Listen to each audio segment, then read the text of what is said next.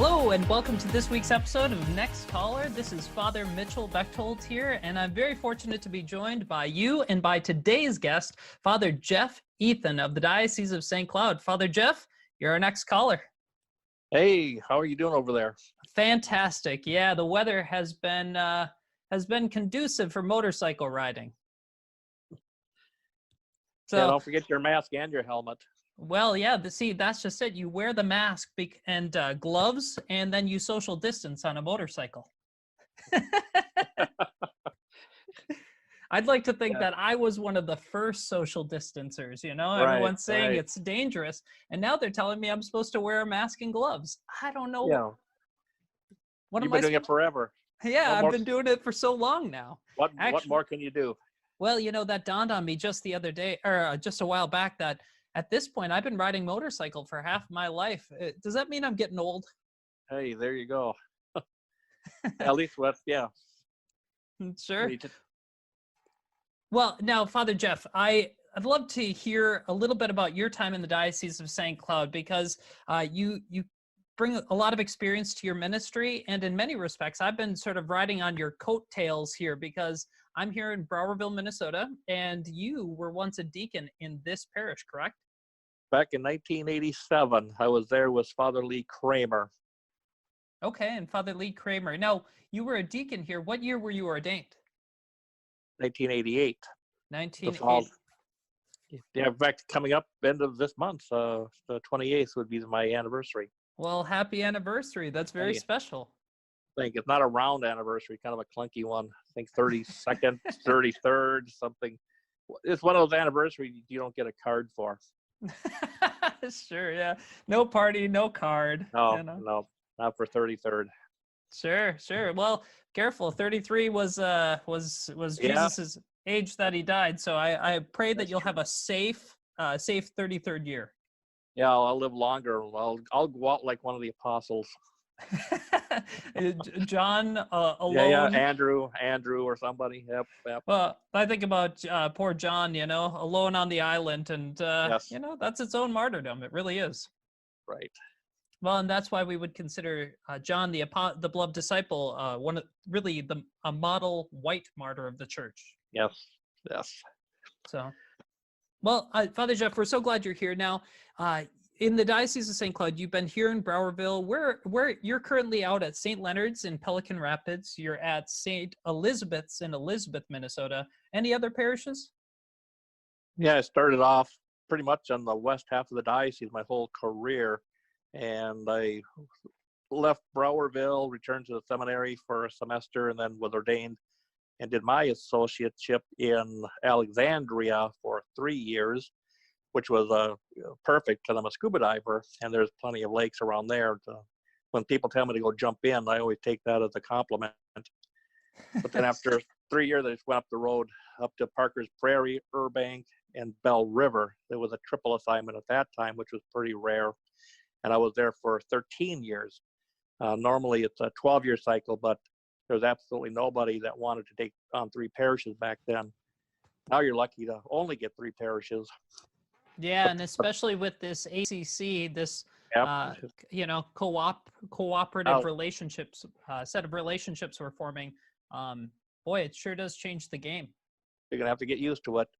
And then when I left there, I went to another alphabet soup, BBE, Browerville, or not Browerville, but Garden Browerville. That'd be Browerville, Clarissa, or something. No, I went to Belgrade, Bruton, El Rosa, just south of you.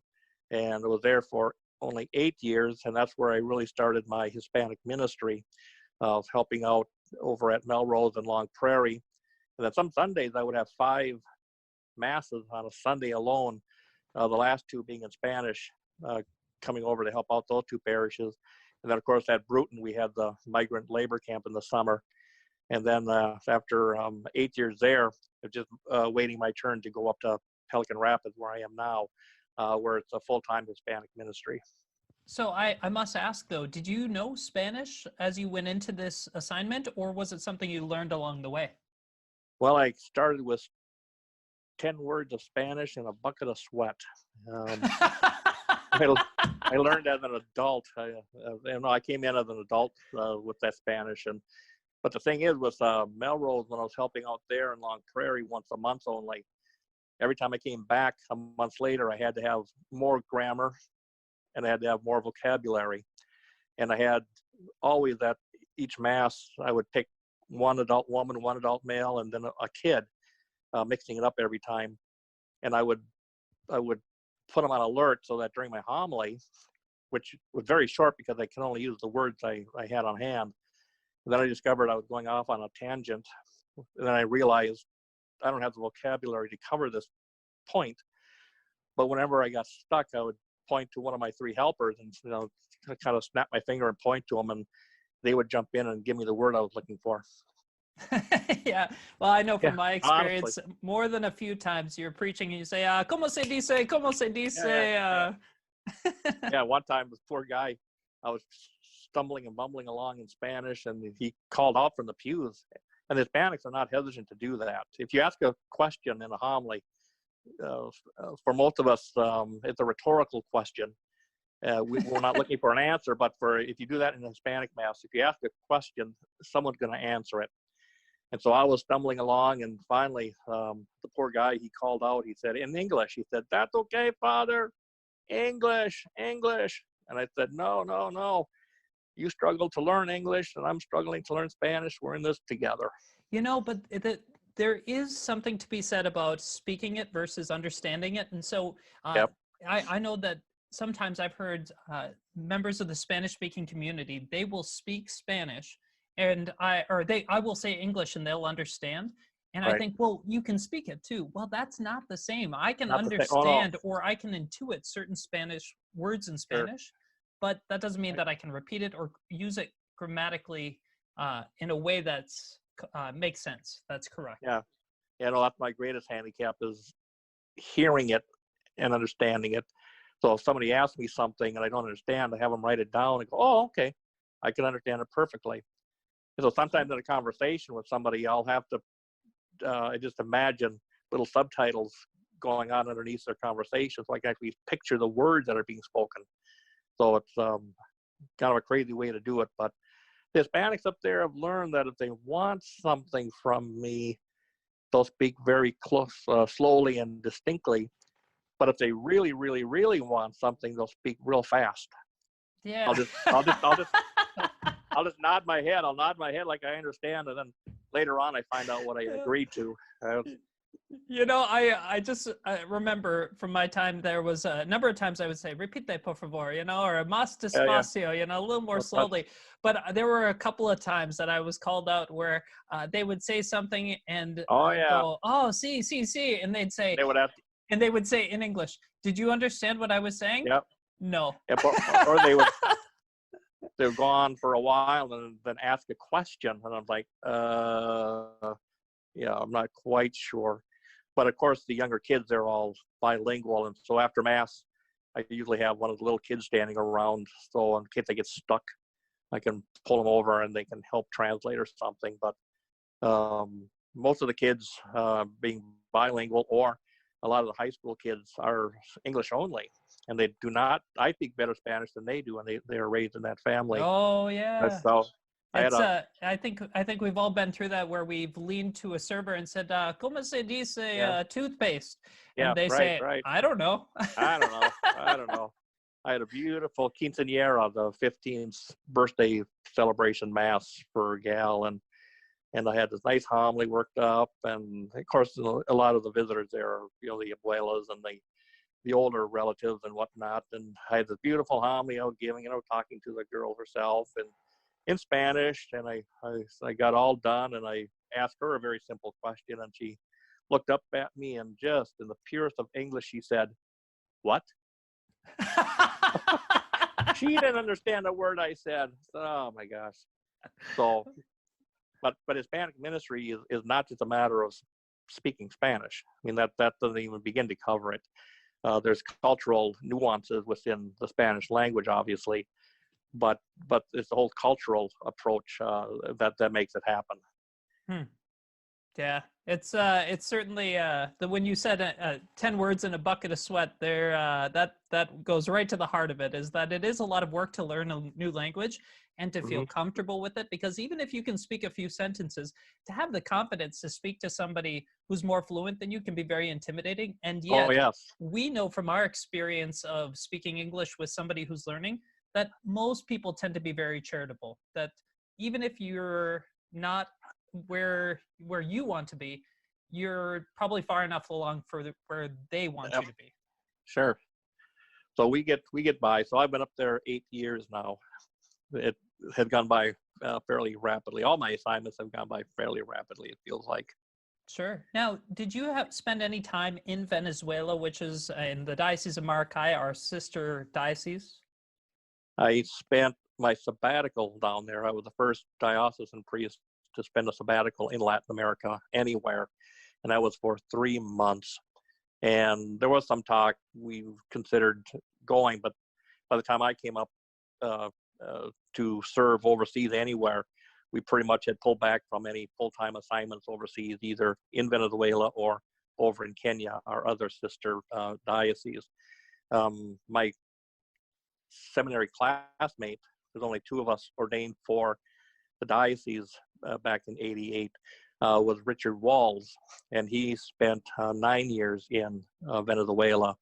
And I thought I was going to be following him, but as it turned out, it didn't happen. But I did lead mission groups down there several times, and then I spent my sabbatical there as well. Yeah, and that relationship, of course, goes back many decades at this point. I can think of Father Mark Willenbrink. He Right. was rector of the seminary at St. John Seminary, and he was rector at the cathedral, and yet he was an associate down there for a time. And so it just goes to show you that that relationship has been long formed and long maintained. Yeah, what people generally don't know is that back in the mid 1960s, when the Pope had asked the United States to start setting up these sister relationships with Latin America by sending 10% of their clergy and nuns, sisters, to Latin America to commit a proportion, and it was 10% at that time. And Bishop Bush, I believe, was in Washington D.C. and dropped in on the mission office, the U.S. Conference of Catholic Bishops mission office, and the newly formed diocesan bishop from Venezuela was also coming up the steps at the same time. And whatever priest director was in the office just looked at each other and said, "Well, there you go." Hmm. And so we never filled out an application. We didn't have a choice. It was just basically, you two guys walked in together, you're going to walk out as one. So, Sure. and that's literally how it started. So we've had a presence down there with the Franciscan sisters also supplying staff, and then also Jim Annette was the very first priest assigned from our diocese. Yeah, So we've had a yeah, go ahead. well, one thing I know that when we were getting into this ACC, the formation of the ACCs, I gave a presentation to our parish in which I was trying to explain why this is necessary, why it's important, because obviously we're seeing a decline in the number of ordained priests in the United States, even here in our own diocese. But one of the things that I said was, it can seem like there's a shortage of priests, but then I showed the statistics of what Maracay is dealing with.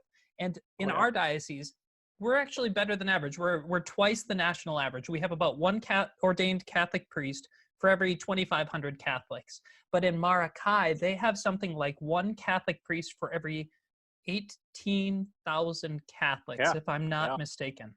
And No, so that sounds all right. we're talking about very dire situations in terms of a priest's ability to be able to travel and minister. And then when you add, just really governmental restrictions, it can make it very difficult. Right. And I've been to some of our other connections in Guatemala and in Mexico, where that parish priest is handling a dozen, 20, 30 parishes, villages around the area, and he's in charge of all of them. And I was in Mexico one time, and I did 8 masses on a Sunday in different villages. And so you just get up in the morning and go, and you get done when you get done. Now, is hearing confessions a part of that ministering, or is it Oh yeah. just misa, misa, Yeah. misa? No, it's also confessions. And I've done them outside under a tree in the shade before Mass. A lot of these, especially the Mexican mission chapels, they're just small sheds. And so there's no privacy there. And so it takes time. It might take a couple of hours to get everything done, but no one's in a particular hurry. And then whenever we started with the confessions and such, I'll just tell the people, if I don't understand every single word you say, God does. Yeah. Yep. And the sacrament of reconciliation really is such a gift. And you can imagine that when you don't have a priest as often as maybe like we do up here, it really can be like water in the desert to a person in the desert for some of these people. Right. And so one time I did Mass in Guatemala, and it was at San Lucas Toliman, which is a diocese in connection with the New Ulm Diocese in southern Minnesota.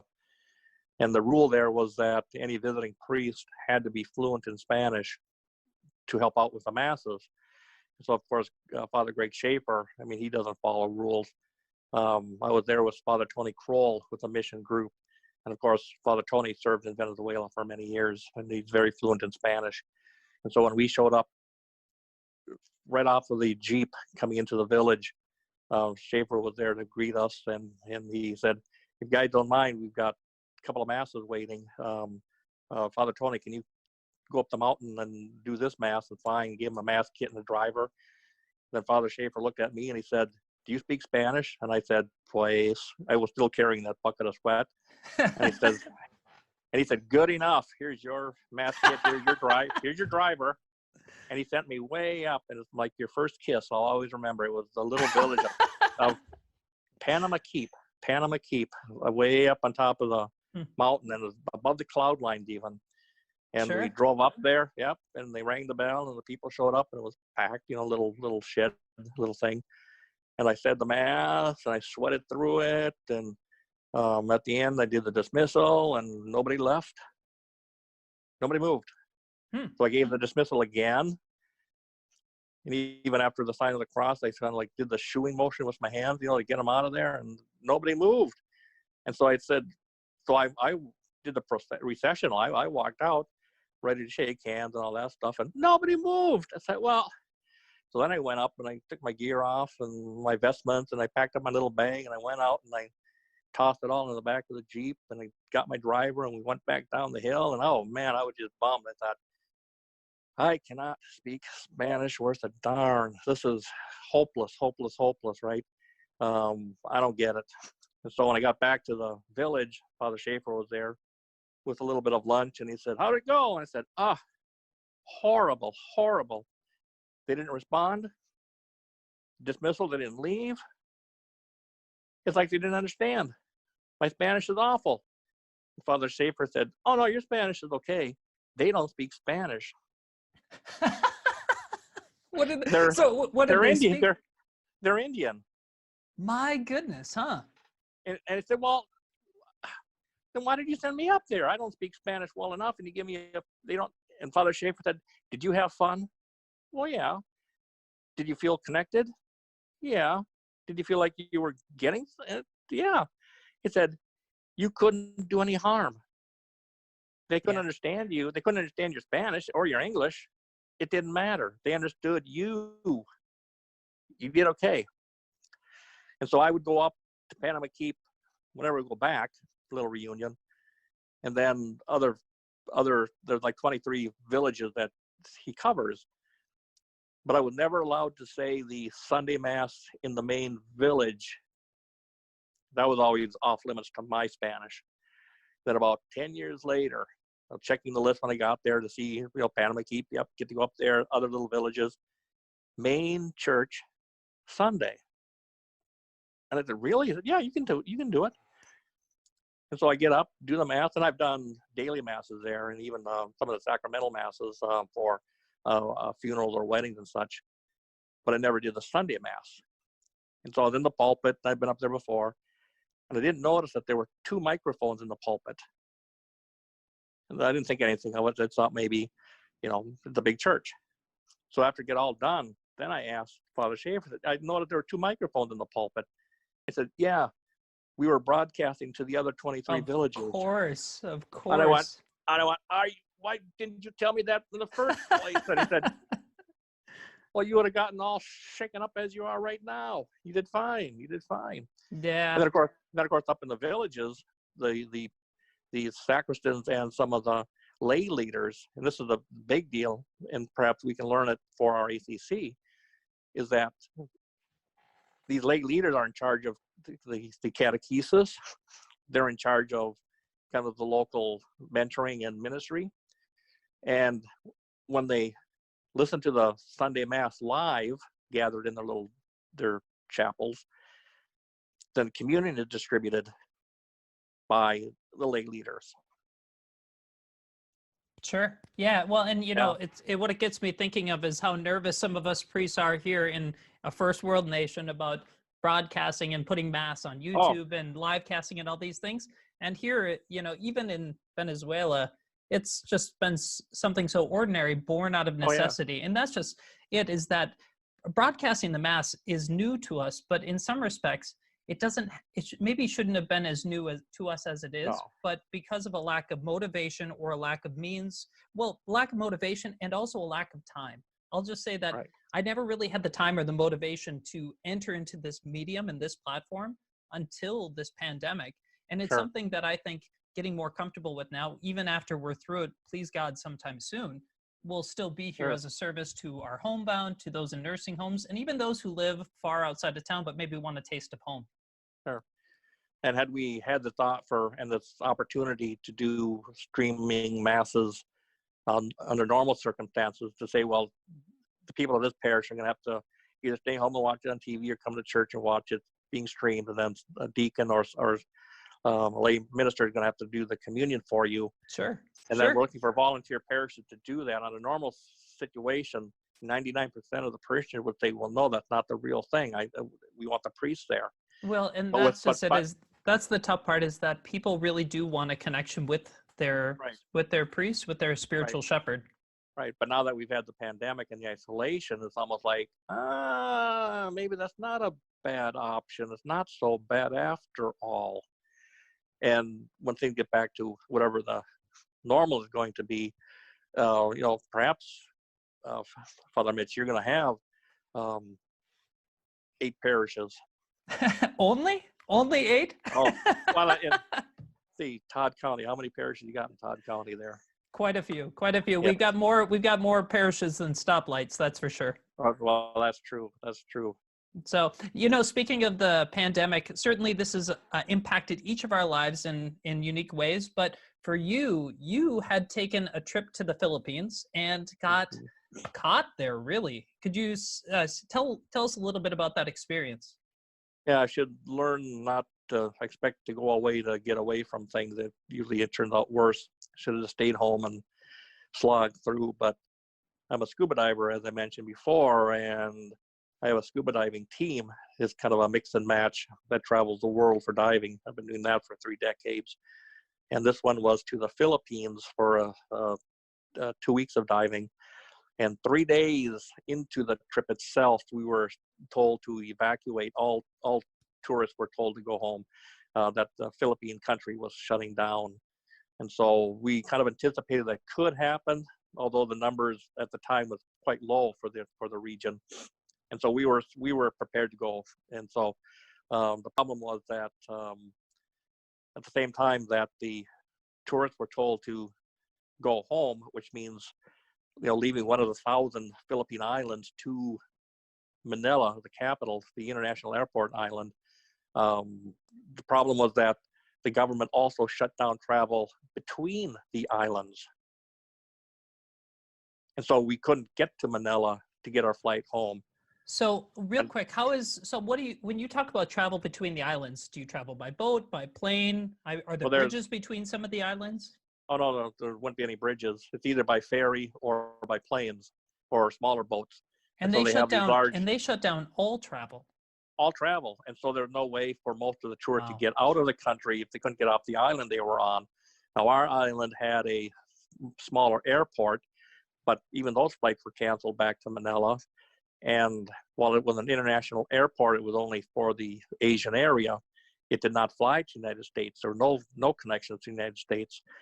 And so after almost 3 weeks, a week beyond our regular stay, of daily constant trying to find a flight, trying to get off the island, we were able to do so with special flights that were created by the government of the Philippines to fly from our island to Manila, but only if we had a reservation to fly back to the States in hand.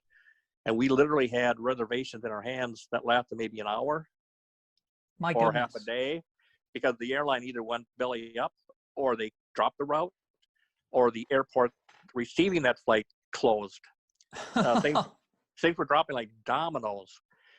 And so our poor credit cards were just melting with all of these charges for airfare that we never got to take. We're still trying to untangle most of that. But our group of 12 got out in 5 different waves through different countries. And so I got out on one seat that became available through Japan back home. Half the group flew through the Middle East home. And so it was paradise otherwise. It's beautiful. It was 82 degrees there. It was 28 degrees here, early March. Didn't mind staying, but we were forced to stay at the airport in Manila at the hotel there, because we had to check constantly to see if there's a flight available. And we couldn't do this with our cell phones or online. You had to show up personally for these things and kind of elbow your way in. Now, so with you mentioned travel between the islands being restricted. What about travel on the island? Were you able to move about the island itself? No. We were confined to the hotel, except to walk across the street to the airport. And so there's the museums were shut, the restaurants were shut. Even if you could get out and about, there's nothing open to go see anyway. And so we stayed in our hotel rooms. And of course, with the isolation, you couldn't share a room and the cost. And so we were staying at the Marriott or the Sheraton, whatever the brand was. And so, we were paying for these beautiful suites that were kind of like a little prison cells. And mine overlooked the swimming pool, which was closed. And so that was like, can't I just sit down there under that umbrella and just, nope. And so, of course, $150 a night at the hotel was hard on the credit card too. Yeah, well, and I think it's fair to say that the effects of this pandemic will be long felt, both in terms of health, in terms of the economic impact. Especially our hearts go out to those who have lost loved ones to this virus and to the complications thereof. It's it's a strange thing to hear people twice my age who say, I have never been through something like this before. It just seems like, we've all been through an economic downturn, or we've all been through maybe a bug or a flu or a bad winter or whatever it might be. But to hear we have never gone through this, it's a thing. That's a thing of gravity to say. Yes. Yeah. Then of course, you're in absolutely no real control of your situation. There's no place to retreat to, because where you retreat to is going to be affected as well. And so we knew over there that we were sitting pretty good, actually, compared to the rest of the world where people might be stuck or trying to get home. Very remote areas. So we were not even complaining about that. It was just not knowing when we would get home. So we would have a ticket. Oh, good. Tomorrow we get to be on. Nope, there's no plane tomorrow. Then, well, okay. Now there is. All right. There is a plane next week. Okay. All right. We can adjust to this. And get a routine going here. No. We got one. 12 hours from now. Hurry up. It just that not knowing and how you adapt to that is where the stress was for the group. Just absolutely not knowing for sure when you're going to get off, and you had no control over any of that. Yeah. Well, but you spent all your energy on that, and really this, like I say, this is the hardest on more people because it affects everybody, and there's no place you can go really to get away from it. It's out there, around the world. I was involved with September 11th, and we could retreat if we wanted to. Yeah. And I've been shipwrecked. I've been in mudslides. I've been in earthquakes. I've been in hurricanes. Don't travel with me. Well, I know that part of this experience was covered. I think it was maybe on WCCO. I'll have a link to it on the Facebook page here, on our Company of Parishes page. I mean, your experience with multiple cultures and with multiple travels has no doubt shaped you in very dramatic ways. And thanks be to God, He's kept you so safe all these years. Yeah, He's got some more parishes waiting for me. Well, thanks be to God. Yes. Now, Father Jeff, before we wrap things up here, I do want to ask you about, I've heard a rumor that you do stand-up comedy from time to time in parishes and maybe a few other places. Is that true? That is true. Well, that's a real gift, especially, isn't it the case that public speaking is one of the #1 fears of Americans? It is. So they say you're supposed to imagine your audience naked, but I just imagine myself naked. Like, all right, let's make this quick. We're getting off the stage. Sure. No, I write. Well, here's the thing. If you can imagine yourself like that and still feel comfortable speaking in front of a group of people, you're fine. Of course, you can do stand-up comedy. There you go. You can't laugh at yourself. Who can you? Yeah. See, I want to do stand-up comedy, and I think people want me to do sit-down comedy. Right. Yeah, that's the difference between preaching and stand-up comedy. When you're messing things up with comedy, you have to keep going, but if things go bad on a homily, you can always sit down. You can control that. You're done. See, maybe comedians need a code word, because when we're preaching, if we get to a real head and we can't keep going, we just say, "Amen." Hey, amen. And then we take a seat, and it's almost like it's all been brought to tied up with a nice bow, really. Yes. So nobody ever says encore. It's always. Well, not yet. Who knows? Maybe after all this, the people of God will be so hungry for a good sermon that they'll say, "Mas, more." So, but no. Otherwise, I enjoyed my time at Browerville. They were very forming and helpful to me, and very hospitable. Yeah, it's this region of Minnesota, Todd County. There's a lot of heart, there's a lot of faith, there's a lot of family and traditional values. It's a real blessing to be here. I'll say that for sure. Yes. So, Father Jeff, it has been a real pleasure having you here this week. So thank you so much to all of our viewers. Feel free, or be sure to tune in next week for another episode of Next Caller. It debuts at 7 p.m. most every Tuesday night. Father Jeff, thanks once again, and blessings in your travels and in your ongoing ministry. Hey, thank you, Father Mitch, and blessings to all the parishioners there. Praise the King. Thank you. See you next week.